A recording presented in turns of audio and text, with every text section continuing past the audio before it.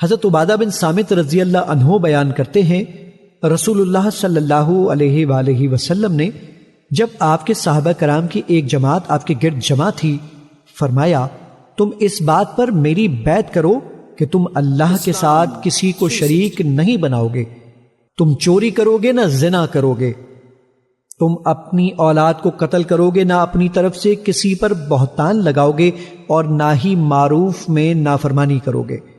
پس تم میں سے جو شخص یہ عہد وفا کرے گا تو اس کا اجر اللہ کے ذمہ ہے، اور جس نے ان میں سے کسی چیز کا ارتکاب کیا اور اسے دنیا میں اس کی سزا مل گئی تو اس کے لیے کفارہ ہے، اور جس نے ان میں سے کسی چیز کا ارتکاب کیا پھر اللہ نے اس کی پردہ پوشی فرمائی تو اس کا معاملہ اللہ کے سپرد ہے، اگر وہ چاہے تو اسے درگزر فرمائے اور اگر چاہے تو اسے سزا دے۔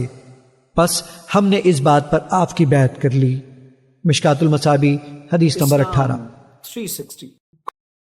انس رضی اللہ عنہ سے روایت ہے کہ نبی صلی اللہ علیہ وآلہ وسلم سواری پر تھے جبکہ معاذ رضی اللہ عنہ آپ کے پیچھے بیٹھے تھے۔ آپ صلی اللہ علیہ وآلہ وسلم نے فرمایا معاذ، انہوں نے عرض کیا اللہ کے رسول سعادت مندی کے ساتھ حاضر ہوں۔ آپ نے فرمایا معاذ، انہوں نے عرض کیا اللہ کے رسول سعادت مندی کے ساتھ حاضر ہوں۔ آپ نے پھر فرمایا معاذ، انہوں نے عرض کیا اللہ کے رسول سعادت مندی کے ساتھ حاضر ہوں۔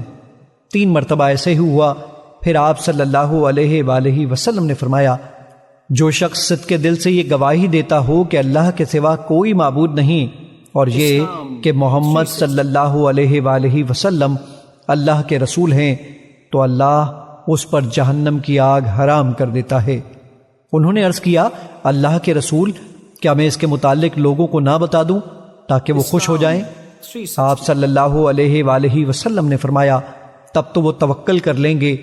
پھر معاذ رضی اللہ عنہ نے گناہ سے بچنے کے لیے اپنی موت کے قریب اس کے متعلق بتایا۔ مشکات المصابیح حدیث نمبر 25۔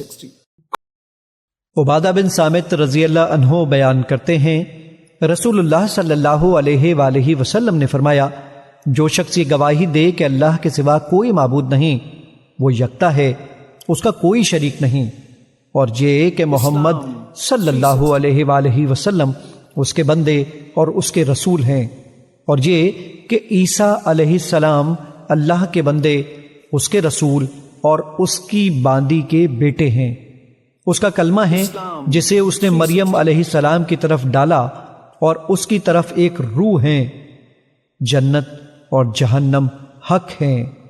اللہ اس شخص کو جنت میں داخل فرمائے گا خواہ اس کے اعمال کیسے بھی ہوں۔ مشکات المصابیح حدیث نمبر 27۔